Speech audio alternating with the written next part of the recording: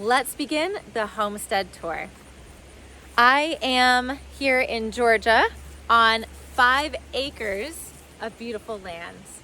And what I love so much about this land is the year-round running creek. Let's go see. When searching for property, water was at the top of our list. This is such a precious resource that you cannot live without. And if we ever needed to, we could always come to this creek that is flowing all throughout the year and filter and clean our own water. There are sections of our creek where it's a little bit deeper, and those are actually areas where trout will come and hang out in. Now, in order to build out our homestead and our vegetable garden, we're actually going to be using some of the stones from this creek. First and foremost, we can help deepen some of these little pools here to attract more trout, but also this creek goes down. We've got, maybe 5 acres of creek frontage here. We've got so much rock that we can use. Rock that is not changing necessarily the flow of the water. We can also use these rocks to help build up sort of like dams along the side to help with erosion. We already started with that. Over here we had no rocks and water was just rushing past the banks, and so we moved rocks strategically to the side so that way water would concentrate more in the center.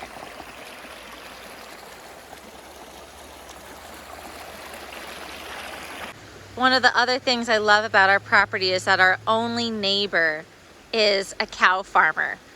He doesn't process the cows himself, but that is his property.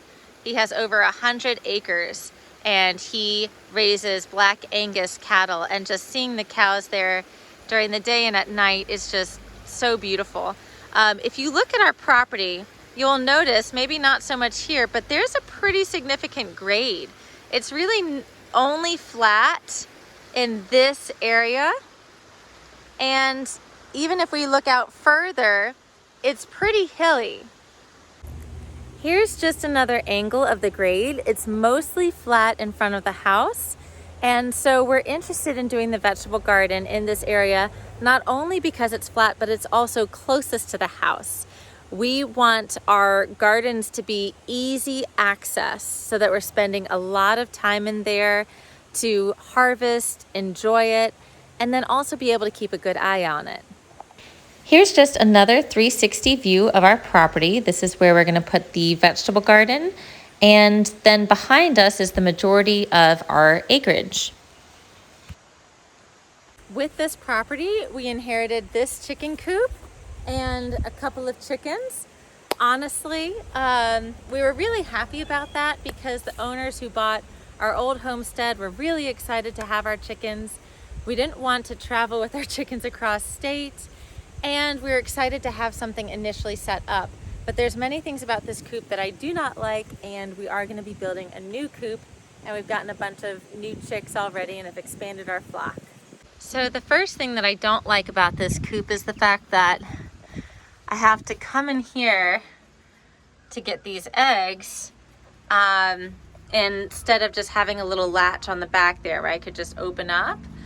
I also don't like this big poop board here where they're nesting. Ideally, they're nesting on some beams like this or sticks, and the poop just falls straight to the ground.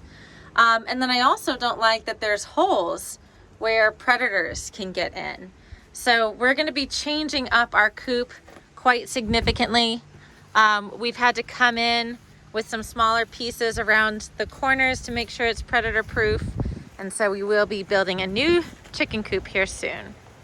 That all being said, just like our old coop, we are still bringing their food out in the morning and evening just to help prevent rats and animals come out at night and be attracted to their food. And then we leave their water out here and refill that as needed. So now let's explore the rest of this land and how we're going to use these 5 acres. The chickens are going to come with us. One of my favorite things about our new property is that we are on well water. We have an unlimited supply of water that actually comes from the springs that feed into our creek. And this is the well house that houses our water well and our pump. And so the other thing we need to consider is some sort of electrical backup, because if electricity ever went out and we didn't have a generator or solar power, this would not work and we wouldn't have running water in our house. So now I'm walking along sort of the flattest part of our acreage. You can see where it's really, really hilly. And so we are planning on using this space for pasture, for livestock. We're going to start with goats because from what we've learned, they are some of the easiest livestock to manage. We're getting mini Nubians or Nubians, which are some of the smaller goat breeds. We will need a 5-foot tall fence that we're going to be installing in a couple of months. The smaller the goat breed, the taller the fence you need. But goats are going to be great in this hilly habitat. And so we'll start with that and we'll practice some rotational grazing. The chickens we plan on keeping outside of that fencing because if you can see some of them around me here, their favorite space to hang is in this forested sort of brush area. Chickens are omnivores, but they prefer protein. And so a chicken fed less of grain and more just insects and whatever they can find sort of in this brush is what is going to have them thrive on in sort of an ancestral diet. And so we want to allow them to remain free ranging in sort of this forested area. We also want to keep them separate from the goats because we don't want the goats to get into the chicken feed, which can disrupt their stomach and make them very sick. The old owners left a bunch of lumber that we're planning on building the shed from.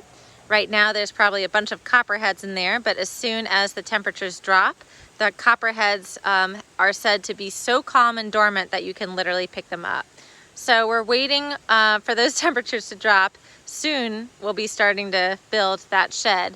But from a little bit past that up, you can see there's a good part of our property that's forested. I'm now going to walk through this area and I'm not going to be looking at the camera because I want to be very mindful of my feet. There is poison ivy on the property and obviously I'm walking through the copperhead territory. And so I think, one of the best things we could do when we were first walking on this property was just walking where we were going with protected legs, which I don't have at this moment. There's also a ground hornet nest there that we are having removed here soon. But I think it's important, especially coming from the cities where we've been disconnected from nature. My husband grew up hunting and fishing. I didn't. I've always loved the outdoors. But we have to get to know our environment and we have to get to know what we're walking into in order to best respect it. All right, I am sort of in the middle of our property. Below me is that flat area that I just walked through, and above me is sort of another little flat area. There's these walkways, or flat paths, I should say, here in front of me, and then also one level up. Now we've been told that this is one of the original wagon trails that they had before the highway was built, which I think is so exceptionally cool. But this is also really cool because we can utilize this flat space in between these hilly parts for things like a barn. If we want to do rotational grazing with our goats, it may be ideal to have our barn set in the middle of the property, and that way when we have this entire 1.5 acre fenced off, we can separate the acreage or the acreage within to create some rotational grazing.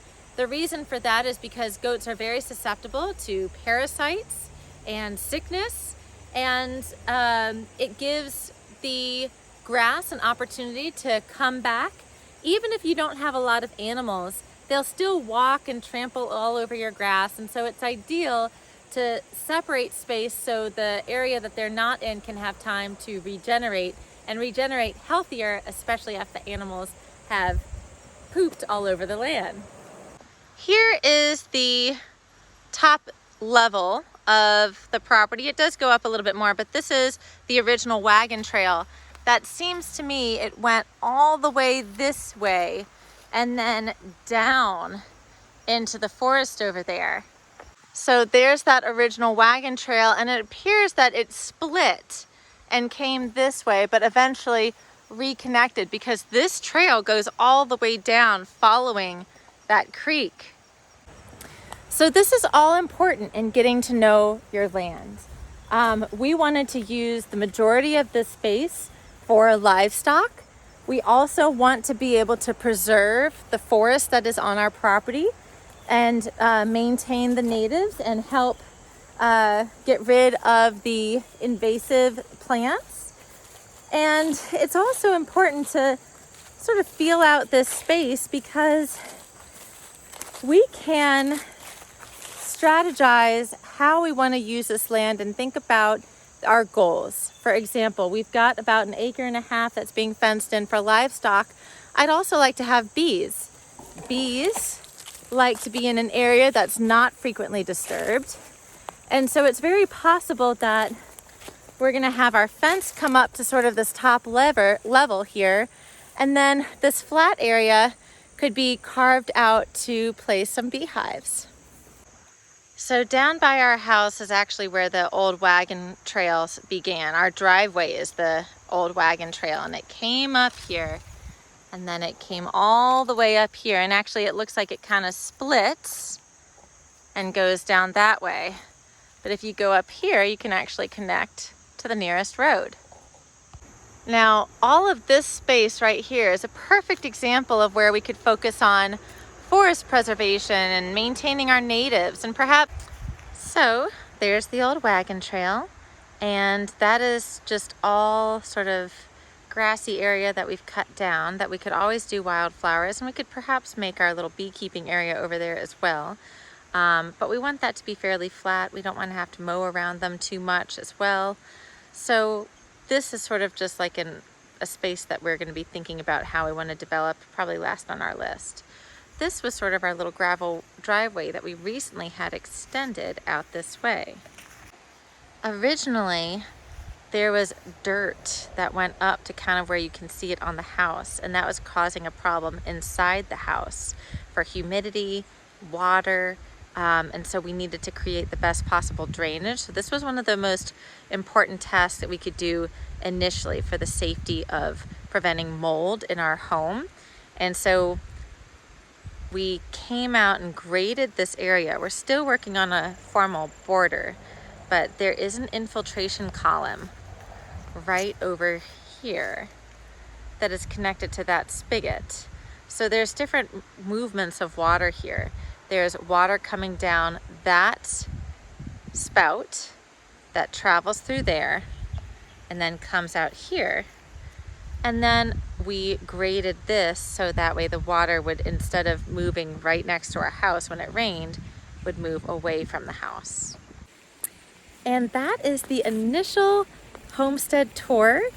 There is so much to develop here and so much more to talk out, but I wanted to give you sort of a well-rounded guide of what the property looks like as is. And now I'm going to show you the garden bed that we're going to get started with planting.